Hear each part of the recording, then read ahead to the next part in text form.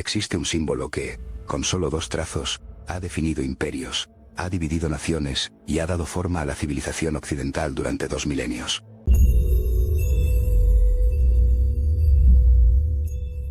La cruz. La vemos en iglesias, en colinas lejanas, colgada en cuellos y tatuada en la piel.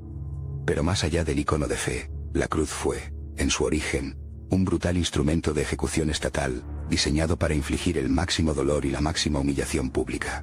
En el centro de este símbolo se encuentra la historia de un hombre, Jesús de Nazaret. Su vida es un tapiz de enseñanzas y milagros. Pero son sus últimas 24 horas las que han sido objeto del más intenso escrutinio. La pasión, como se la conoce, no es solo un relato religioso.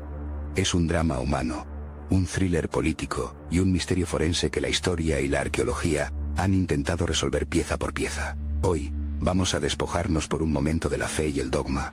Vamos a viajar a la Jerusalén del siglo I, a una ciudad abarrotada y tensa, para investigar, con la frialdad de un detective y la curiosidad de un historiador, qué sucedió realmente en las últimas horas de la vida del hombre que cambiaría el mundo.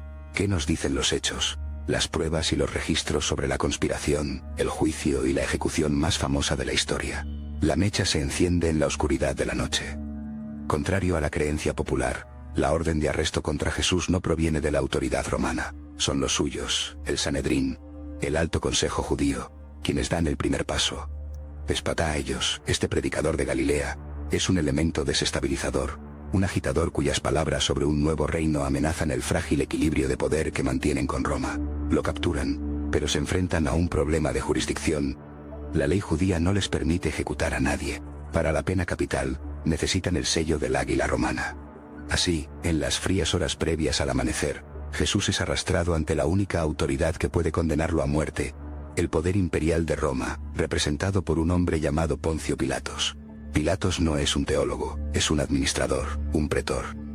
Su residencia habitual está en Cesarea, en la costa, pero se encuentra en Jerusalén por una razón muy pragmática: la Pascua judía. Esta festividad que conmemora la liberación de la esclavitud, es un conocido foco de fervor nacionalista y revueltas. La ciudad hierve de peregrinos, y la guarnición romana está en alerta máxima. La principal preocupación de Pilatos es mantener la paz, no arbitrar disputas religiosas locales. Cuando le presentan a este reo, acusado de autoproclamarse rey de los judíos, Pilatos probablemente ve un problema menor, una distracción molesta en una mañana ya de por sí tensa. Su respuesta inicial es burocrática y despectiva. No ve en Jesús una amenaza real para el imperio. ¿Un rey sin ejército? ¿Un reino que no es de este mundo? Para un romano, es absurdo. Su primera sentencia es, por lo tanto, una medida de contención, no de aniquilación. Ordena un castigo. Un castigo ejemplar, sí. Pero no la muerte. Es aquí donde la historia toma un giro de una brutalidad inimaginable. Jesús es atado a una columna y sometido a la flagelación. Esto no era una simple azotaina. Los legionarios romanos utilizaban el flagrum, un látigo con múltiples correas de cuero en cuyas puntas se incrustaban trozos de hueso o metal. Cada latigazo no solo golpeaba, sino que desgarraba la piel y la carne. El objetivo era causar un dolor extremo y una pérdida de sangre masiva, dejar al condenado al borde de la muerte. Y según los relatos, los soldados se ensañaron. Se pasaron de la raya, hasta el punto de que, cuando se lo presentaron de nuevo a Pilatos, el propio gobernador romano quedó impresionado por el estado lamentable del prisionero. Es en este momento cuando Pilatos, en un intento de aplacar a la multitud, presenta a un Jesús ensangrentado y coronado de espinas en una burla macabra de su supuesta realeza. Exe homo. Aquí tenéis al hombre, dice. Espera que la visión de este ser humano destrozado sea suficiente para calmar los ánimos, pero subestima la furia del gentío. Una furia hábilmente dirigida por los líderes del Sanedrín. La respuesta no es piedad, sino un grito unánime y escalofriante: crucifícalo. Pilatos se encuentra atrapado. Desde el punto de vista de la ley romana, el delito de blasfemia o de proclamarse un mesías local no merece la cruz, pero ignorar la demanda de la multitud podría desencadenar un motín en plena Pascua, un fracaso que mancharía su carrera para siempre. Su decisión final no es un acto de justicia, sino de cálculo político. El famoso gesto de lavarse las manos es su forma de decir: esta sangre no mancha mis manos, la responsabilidad es vuestra. Es una abdicación, un sacrificio de un hombre para mantener el orden de miles. Y con ese gesto, el destino de Jesús queda sellado. A pesar de haber sido ya torturado hasta casi morir, es condenado a la pena máxima y, como todos los demás reos, forzado a cargar el instrumento de su propia muerte hasta el lugar de la ejecución. El camino hacia la colina llamada Gólgota, el lugar de la calavera, se convierte en una procesión de humillación pública. Los condenados no cargaban, como suele representarse, la cruz completa, que podía pesar más de 100 kilos. Lo más probable es que transportaran sobre sus hombros el travesaño horizontal, el llamado patibulum, una viga de unos 30 o 40 kilos, un peso insoportable para un hombre cuyo cuerpo ya había sido devastado por la flagelación. El destino final era una antigua cantera de piedra situada a las afueras de las murallas de la ciudad, un lugar que también se utilizaba como cementerio. Y esto no es solo un detalle bíblico.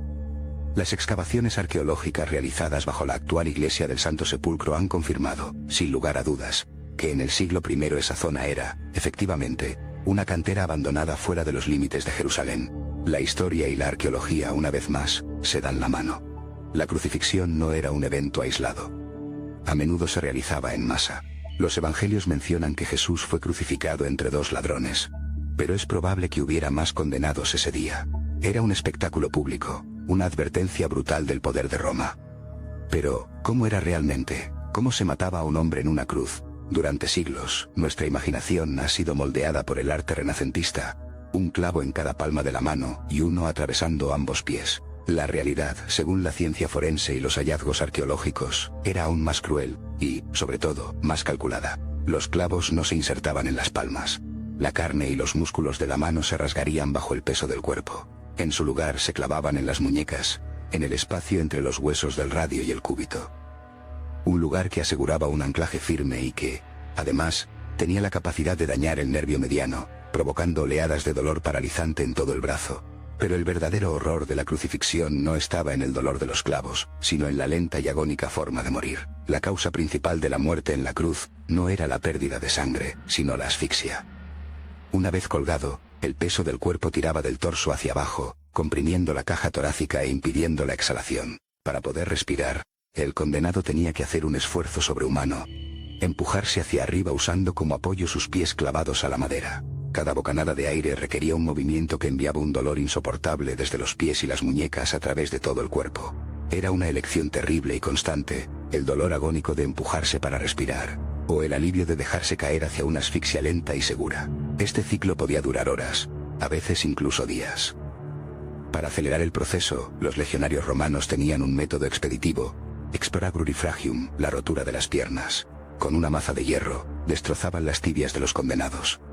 Sin la capacidad de apoyarse en sus piernas, la víctima se desplomaba. La asfixia era inmediata y la muerte llegaba en minutos. Según los textos, a Jesús no le rompieron las piernas, porque cuando los soldados se acercaron, ya estaba muerto. Para confirmarlo, un legionario le clavó una lanza en el costado. El relato dice que brotó sangre y agua. Médicos modernos han sugerido que esta agua podría ser líquido pleural, acumulado en los pulmones como resultado de la asfixia y el fallo cardíaco, una especie de autopsia a distancia que nos habla de una muerte por colapso respiratorio. Todo esto, durante mucho tiempo, fue una reconstrucción basada en textos antiguos y en la lógica médica. Pero, ¿existía alguna prueba física, alguna evidencia arqueológica directa de esta práctica? La respuesta llegó de forma inesperada. En 1968, cerca de Jerusalén, se descubrió un osario, una caja de piedra donde se depositaban los huesos de los difuntos. En la caja estaba inscrito un nombre: Yehohanan.